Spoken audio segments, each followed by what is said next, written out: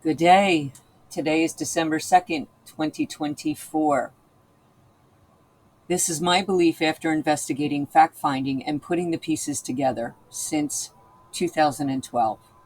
After the smear campaign, the terrorism from the father of our four offspring, my brother, my family, neighbors, judges, lawyers, therapists, government agencies, I realized that there is no resolution in the de facto lower courts due to the all-capital letter fraud and the grammatical deception. I provided enough evidence to show the abuse and fraud, all to be ignored and triaged by the judge. Until this day, 2024, they are still using multi-agencies to target me. I was deprived of life, liberty, property, and property interest. Is this truly our judicial system? Who is running this world? Investigate the three-letter agencies. The WHO, WEF, IMF, CIA, FBI, IRS, DHS, DOD, DOE, DEA, NSA, and the list goes on. All the proof is in their fraudulent paperwork provided by the other parent and his lawyer, Cheryl Rentz. Lawyer means liar. The pinwheel operation is run by the secret societies, the mob, the Illuminati, the cabal, the Freemasons. Their fraudulent falsified paperwork is docketed number 2012-11558 in the Montgomery County, Pennsylvania courthouse to witness for yourself. In further conclusion, I realized everything I was taught from birth through schooling, working experience is all a lie. We all were indoctrinated to be subservient to their agenda. Our language, the English language, is witchcraft. Our history is all a lie. And our fictitious government is run by psychopaths, pedophiles, narcissists, and criminals. I made these slides to bullet point all the facts that I have found in my relationships with these bad actors. My hopes are that others in similar situations can gain knowledge or nuggets from these slides. I am not a lawyer or would ever sell my soul to the bar members. This is a violent hate crime against one individual. And they use authority to aid and abet to destroy that loving parent. So I hope you enjoy this. I started my investigation on Marguerite Schroeder Sweeney. She is my mother-in-law, my ex-spouse's mom. She was a lawyer, but she said she never practiced. She liked calling herself the matriarch. After doing a little bit of due diligence, I believe she is an Eastern Star for the Freemason cult. She controls her sons, Matthew and Tom Sweeney. I believe Tom Sweeney is a 33rd degree Mason, and he controls my brother, my brother-in-law, the courts, judges, lawyers, therapists, doctors, friends, family, neighbors, offsprings, and corporations. William Todd Gerstemeyer, my brother, is a master manipulator. He has narcissistic personality disorder. He abuses his wives physically, emotionally. He's connected to the therapists and doctors to falsely diagnose, medically murder, do smear campaigns against his sister. Todd is the only child who has the knowledge of our parents' finances. John Roberts, brother-in-law, my sister's husband, alcoholic, physically abuses his wife and alienates the children from her, moves offspring over state lines, and moves in with another woman. The courts, judges, lawyers, therapists, doctors, friends, family, neighbors, offspring, and corporation, my ex used the authority, so his hands are clean. And it's never his fault. But he uses authority to bully, harass, alienate, threaten, false diagnose, medical murder, false accusations, smear campaign against his wife, and he has a Ponzi scheme. This is Tom's mother, Marguerite Schroeder Sweeney. She called herself the matriarch. Marguerite hated her mother and encouraged my offspring to hate their mother. I was thrown out of my home, and the matriarch replaced me. Marguerite hid her sons' money and assets from their wives in offshore bank accounts. I lost track after 30 bank accounts. Marguerite's life is a secret. We know nothing about her side of the family. Why is that? Who are her parents? What are their names? What is the big secret? Freemasonry, Eastern Star, black magic, witchcraft, SRA, which is satanic ritual abuse. The matriarch ritually abused our offspring, and I could give examples of that. Owen Earnshaw and Marguerite, in this picture, they were partners for 25 years. He was married, but Tom and our offspring accepted their grandmother's affair of 25 years, but I was judged and crucified. He owned Earnshaw Pharmaceuticals throughout New England, and his son works for my ex. I highly recommend that people do research on their partner's past, their upbringing, how their mother and father were brought up, and just go down the family tree. What I found out was my mother-in-law was alienated from her mother, and she definitely has an emotionally incestual relationship with her son, my ex-spouse, Thomas Sweeney. Then it just passes on through generations. Tom alienated his 4 offsprings from their birth mother, and Tom has an emotional incestuous enmeshment with our 4 offspring. Our 4 offspring were taught to hate, fear, and reject the targeted parent, which is me, the mother, as someone unworthy of having a relationship with them. Now, I put this quote up here from the APA. Emotional incest is a form of emotional abuse. It happens when a parent or a caregiver uses the child for emotional needs that they should be obtaining from their adult romantic partner. This violates the boundaries between a parent and a child. They call this covert incest or enmeshment. In an emotionally incestuous relationship, the parent or caregiver depends on the child as an emotional security blanket. It means that the child has to put the wants and desires of the parent first to receive the parent's approval. In some cases, the adult treats the child as if they are a love life partner. However, what makes emotional incest distinct from other types is that there is no sexual contact. Emotional incest differs from a typical close relationship between a parent or a caregiver and a child. In cases of emotional incest, the closeness results from the adult putting themselves first and in the process harming the child's well-being. The big joke in the Sweeney family was when we got together with his blood brother Matthew and his wife and their children,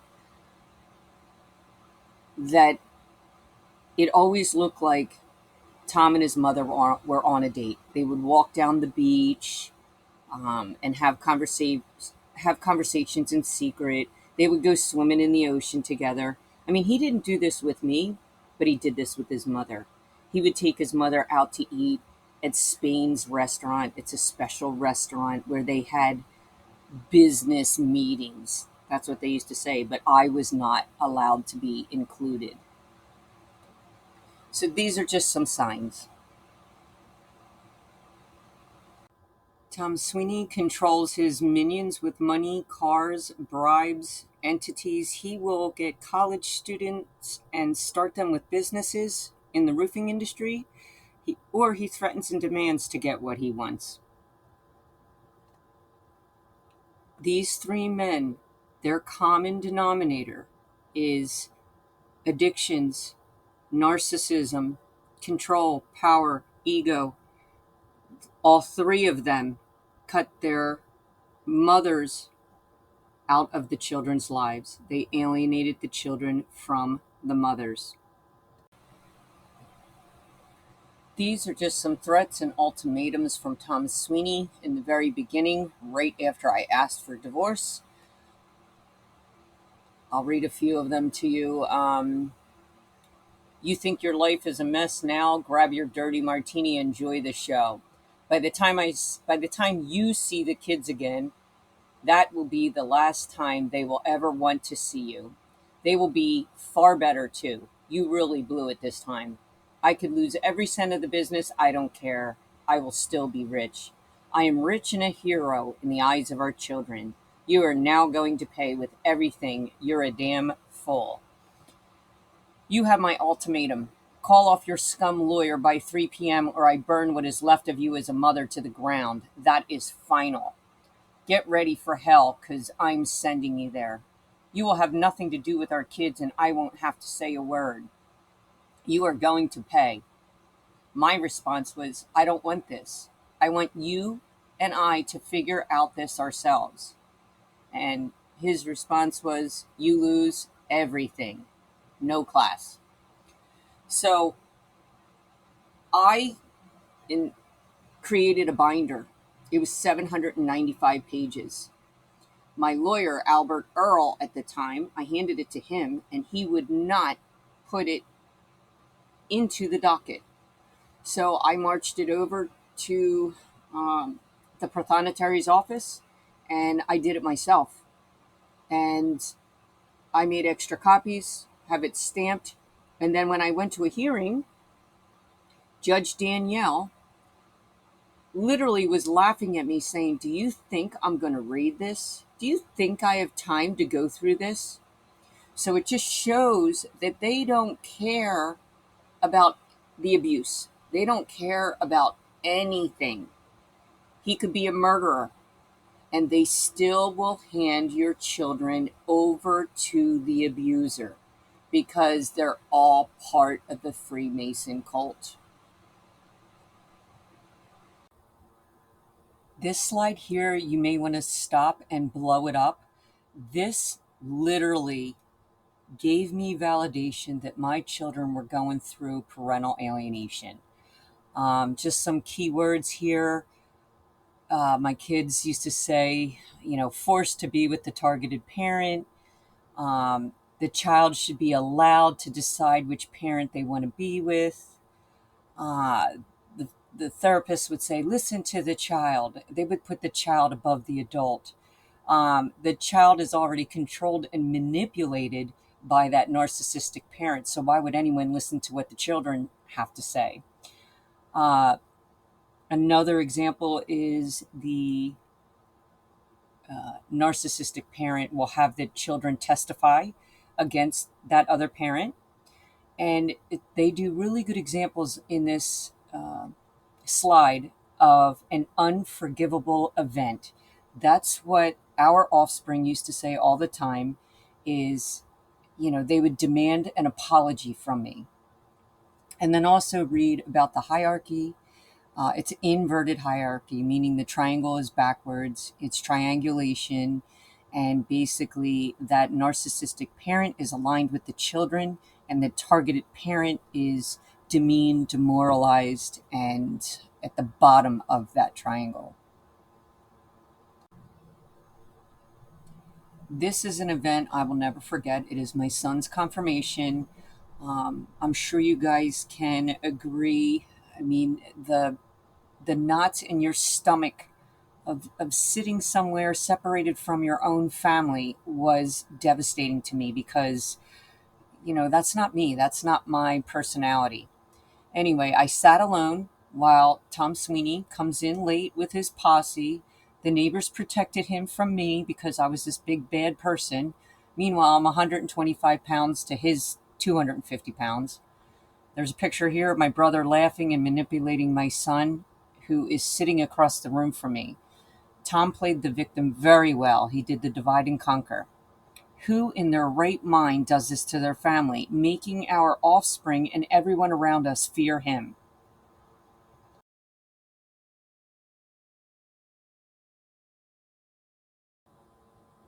I'm going to pretty much let you guys read this slide with all the bullet points. But the four characters here, Marguerite, Tom, John, and Todd, they all have a common denominator, and that is that they hate women. Tom, Marguerite, and John, those three were into the party scene, the alcohol, the gambling, the drug abuse, the porn, the sex addictions. But go ahead and read all the bullet points. You can stop the video anytime. This is my brother-in-law, John Roberts, who is married to my sister, Coletta. On the top right-hand corner, I circled in blue, John giving me the finger when I'm taking a picture of him and my son. Now, this is the disrespect that went on in my house, and it's a learned behavior. So this is why my kids were, taught to disrespect me. My sister wrote a 105-page affidavit. She sent it to the Upper Merion Police Department, and they did nothing to protect my sister. We have recorded 911 calls, audios of John threatening to kill my sister and scattering her body across my parents' lawn. My sister lived in fear. I mean, look at the difference in the bottom pictures here. On the left-hand side, my sister is beautiful before the abuse, and on the right-hand side, she is traumatized after the abuse. I also believe she was MK Ultra'd. The other pictures in the middle are of John coming home after a bar and destroying the house. He knocked over the china closet, all the china, broke, and everything that my sister appreciated, he destroyed. And then there's a letter here of my sister explaining what happened.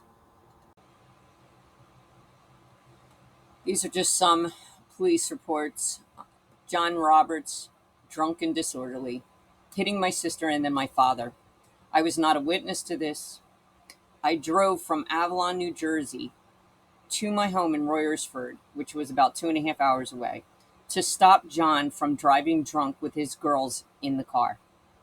So they turned this on you. I ended up becoming the buzzkill, the bitch, because I saved those girls from getting behind the wheel of a man who was completely intoxicated. Both incidents, John threatened to kill my sister, and nobody helped. Tom was the instigator in all of this. This is my brother, William Todd Gerstemeyer. His first victim was his wife, Susan Connor Gerstemeyer. He forced her into a mental home with electric shock treatment to get custody of their daughter and to wipe her memories out of the abuse from my brother. This is a picture of their daughter, Lorelei. She's a beautiful adult now. Second victim was Nancy Lucas. He tried doing the same thing, same tactics, calling her crazy, trying to get her in a mental home, but she fought back, and she had a support group. And her town came together and supported her. But she told me, Tamara, I fought cancer, and that was easier than dealing with your brother for 6 months. So that just shows the abuse that is behind closed doors that no one knows about. The third victim is his partner now, and she has a handicapped child. They're still together. This woman supports him because she believes how kind he is by, supporting her handicapped child, which in reality, she has no idea that she was picked out and chosen because, number one, they're both breadwinners. They own their own homes. My brother moves in, and my brother takes advantage of profiteering from the handicapped son. She has no idea how he's collecting money behind the scenes. Then myself and my sister were victims to my brother. He helped in the alienation of our children. My mother and my father were victims of my brother.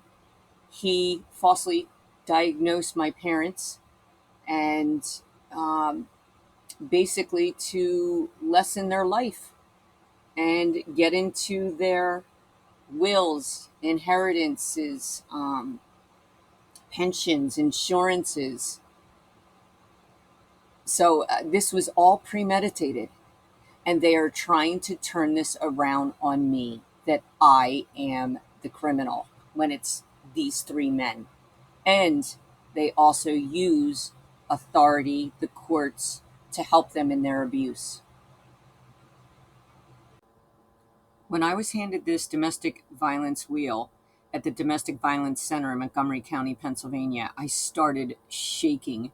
My heart was racing. I started crying because I just realized that I myself was being abused by my spouse, my offspring, my family, my friends, authorities, my community, my neighbors, my entire surroundings. This chart literally saved my life in the sense that I finally woke up to the gaslighting, the narcissism, the vile and unsafe environment that I was in. I didn't realize until years later that I married into the mob, the cabal, the Illuminati, the Freemason cult. Tom had his agents spying on me. They came in all different uniforms: judges, lawyers, therapists, police, sheriffs, IRS agents, private investigators, FBI, priests, and more. Anyone who holds a license, especially a bar license, their allegiance is with the crown and not you. So they do not have your best interest. Do not hire a lawyer. That is my personal advice and my personal experience. Albert Earl, he's been on my case since 2013. Even though he withdrew years ago, he is still extorting me. He is still double dipping into the Sesta QV Trust. Um, I'll leave it at that. Charles Campbell's just his whipping boy.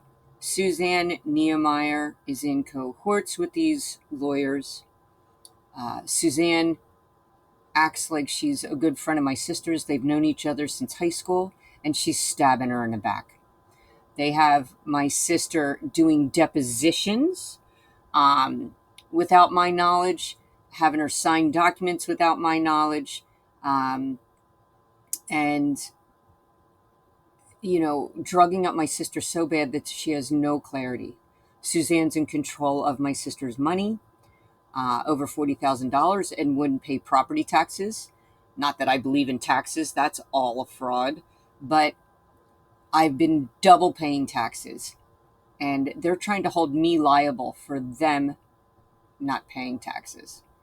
Also, Suzanne, she looks like a sweet woman here, broke into my attic and stole my personal items. I have a witness to that. This agent, Charlene Angel Astro, she's a squatter being paid $4,000 a month to live for free in my deceased parents' home. Her goal is to gaslight and poison my sister. Coletta has a doctor that's involved in this, which I'm sure my brother put on her. And this doctor's unknown to me. She apparently was diagnosed with Huntington's disease in 2016 while my mother was still alive, and she didn't tell anyone. I smell a big fat rat. Take a close look at Charlene Angel Astro bringing her sons into our property and getting stoned with him. I am not judging here, but how is Charlene capable of being responsible if she is high on drugs and has no clarity? My sister is in danger. Her life is in danger. The sheriff, the police department won't do anything. They actually refuse to do a well visit on my sister. I also tried evicting Charlene, but she won't leave. I have facts and witnesses to everything that I claim. Also, she is involved with the New Jersey Family Forward Project, so be very careful with these fake imposters. She leaves my sister unattended and goes out to the bars, restaurants, day and night for long periods at a time. Point being, this is what they do. They diagnose my sister to put guardianship over her. They have agents move into the home and administer drugs to her so she has no clarity. They destroy the home, collect insurance money, and get paid to live there for free. They tap into my sister's CQV trust.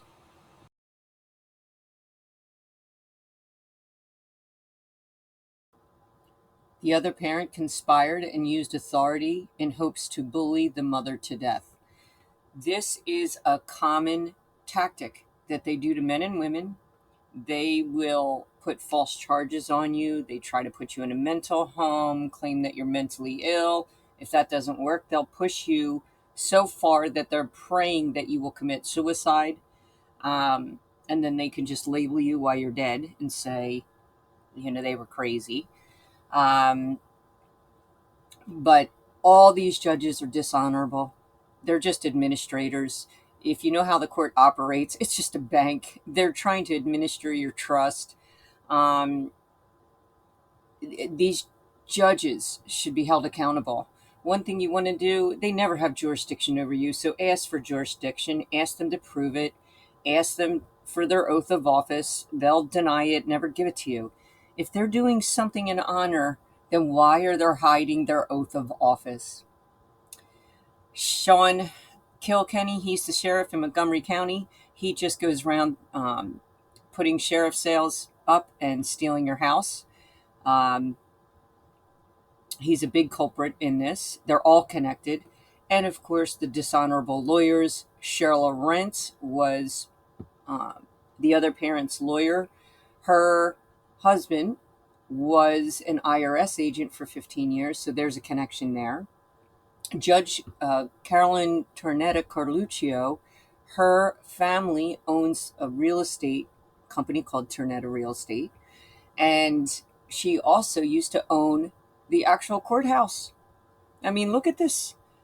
Look at the pinwheel here. Andrew Laird, Albert Earl, Robert Birch. I had so many lawyers I couldn't fit him in here. The therapist, this guy, Dr. Chase Nealon, he's got to go to jail. He actually told me to forget about my kids and move on with my life. Dr. Jane Iannizelli, she's the one that's crazy. She should be behind, padded walls. Then there was a psychic, Elizabeth Edith, out of Stone Harbor, New Jersey, that my husband paid $200,000 for her daughter's surgery in cash. But she was there to gaslight our family. And then, of course, the Upper Marion Police Department, Upper Providence Police Department, Stone Harbor Police Department, and Manatee, Florida Police Department all are involved in this Freemason cult, secret society pinwheel. At this point of the video, I'm just going to let you guys read the rest of the slides. Take your time. This last slide is just a list of all the conspirators, the bad actors, the list of docket numbers. I can't even keep track of how many docket numbers they have on me, and liens. The whole reason the other parent married me was I hold all the liability, I believe, in his companies. So I'm holding all his debts. And either that or they just, provided all this false information into the court system. Anyway, enjoy the rest of the slides, and thank you for listening. Please share. Please get this video out there. That hopefully this will help other people. And I'm praying my kids get to this so that they can actually piece this together themselves, because they are aligned with the abuser and they don't even realize it. And we're wasting time that we're not together. Amen.